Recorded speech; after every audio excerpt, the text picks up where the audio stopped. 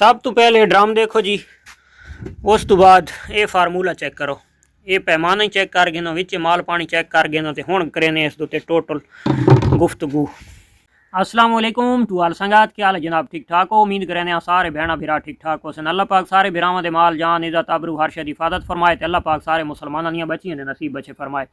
अच्छा जनाब, अज दा सादा बहुत कीमती मौजू है जानवर की कमज़ोरी, बच्चों दी हड्डियां की मजबूती, जिहड़ी भेड़ बकरी मिल्क देंदी पई है, मिल्क दे विच इजाफा और जानवर सेहतमंद तंदुरुस्त, किसी किस्म की कोई कमज़ोरी ना आवे। तो अज जनाब असां देसी फार्मूला और देसी तैयार किया कैल्शियम ठीक हो गया। इस दुते जनाब तकरीबन पिछले हफ्ते का मैं प्रैक्टिकल करेंदा पिया और किसी की कापी नहीं और किसी को पुछा गुच्छा नहीं, क्योंकि ये जो पहले तुसा ड्रम दे पाया, इस ड्रम के असां तैयार किया चूने का कैल्शियम अपने घर के वात असां उसका जनाब रिजल्ट यानी कि उसनों इस्तेमाल करके चेक किया भाई क्या कोई उसका सैड इफेक्ट महसूस थींदा जानवर नूं, किसी किस्म की कोई परेशानी आती है। तो अल्हम्दुलिल्लाह असां अपने मुताबिक कामयाब हाँ और ख़ास कर जेडे दोस्त नॉलेज रखने वाले ने इस चीज़ को इस्तेमाल करेंदे रहंदे तो वह कमेंट सैक्शन दे विच रहनुमाई कर सकते हैं, ताकि जेड़ा सादे तू भी थोड़ा जिहा अच्छा तरीकाकार हो सी इसनूं बनावन दा, इसका तरीका इस्तेमाल। तो चलो दूसरे दोस्त पढ़ के तो उन्होंने होर इलम दे विच इजाफा थी वैसी। मैं जी डोज तैयार की है तो मैं अपने दोस्तों के नाल शेयर करे सां वो वाली डोज, ना कि उस तू वधे सूँ तो ना उस तू घटे सूँ, क्योंकि जेल्ले असां पानी भरेंदे पे और सैकेंड टाइम का पानी भर के जेड़ा असां विच अगे जितना पेंदे रहने उतना पैसूँ तो भी तुसां देख के रहना। अच्छा जनाब, असां घेना आ 5 किलो चूना, पत्थर वाला चूना, रोड़े वाला चूना बाजार दे विचों मिले। अच्छा ये असां आण के ते 250 रुपए के 5 किलो मिले, 50 रुपए किलो वल्ला बाखुदा बे शहर की जो किं मिलता है। असां वो आण के जनाब कम अज़ कम कोई 30 लीटर 30 तो 35 लीटर पानी आई, जेड़े दे विच असां वो 5 किलो चूना आके पा छोड़े।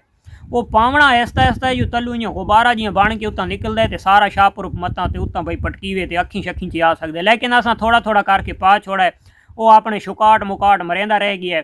असां कम अज़ कम 3 दिन वास्ते असां उसनूं स्टोर कर छोड़े, उसनूं हलाया नहीं, यानी कि जिसनूं पंजाबी दी चाहते हैं भाई बुझा होया चूना।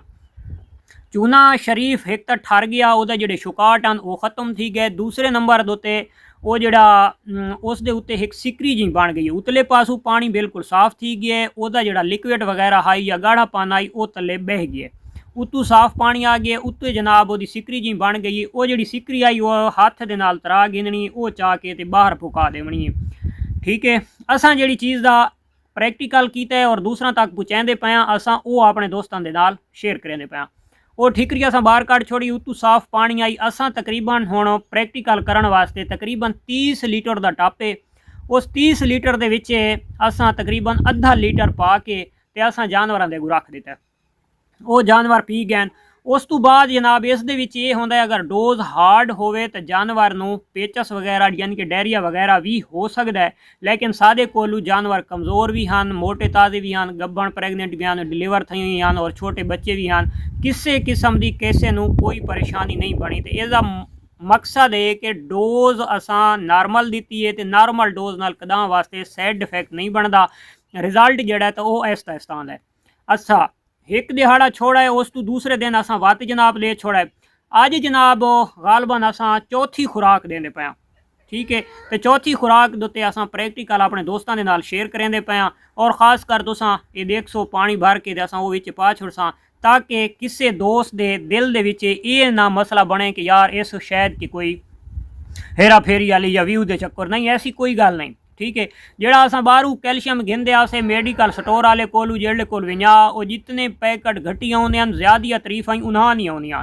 ठीक है, ये गिन वञो ये गिन वञो, मैं हर कम अज़ कम 4 तो 5 मेडिकल स्टोर कोलू अलहदा अलहदा इस्तेमाल किया है, दानेदार भी इस्तेमाल किया है, पाउडर वाले भी गिन के इस्तेमाल किया है, लेकिन असां आखे हुण सस्ता ते बेहतरीन फार्मूला अपने घर दे तैयार करा, जिथे यानी कि असां बाहर दा परचेज किया होया इतना महंगा परचेज करके ते असां जानवरां नूं देवना है और देवन दे विच भी बड़ी सारी जनाब गुड़ गिनो ते आटा गिनो ते क्या क्या रंग गिन या पानी दे पाओ।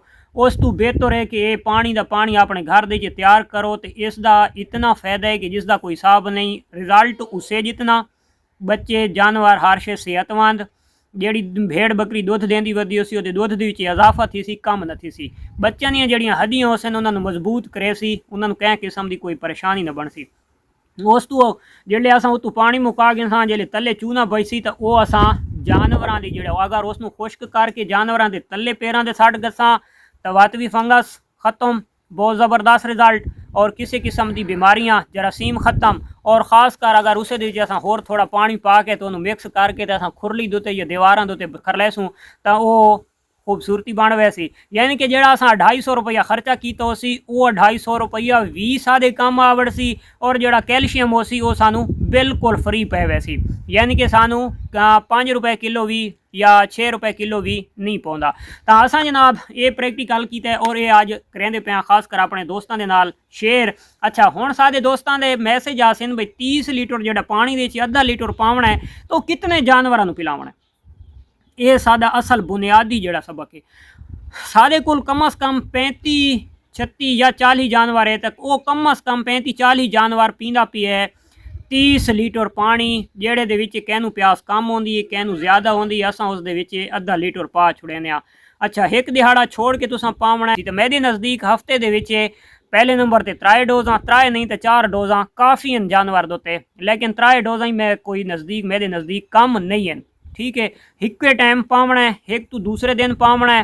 और कम अज़ कम तुसा अगर 30 लीटर पानी भरे 40 लीटर भरे तो उसदे विच आधा लीटर पा छोड़ो तुसा तो मुसलसल देंदे जो पे सो वो थोड़ा ही अगर कैल्शियम उन्होंने अंदर वहदा पे तो ऐसा ऐसा ज़्यादा उन्होंने जितना ज़रूरत हो सी वो इंशाअल्लाह एक तो दूसरी नहीं तो तीसरी डोज उते पूरा थी वैसी।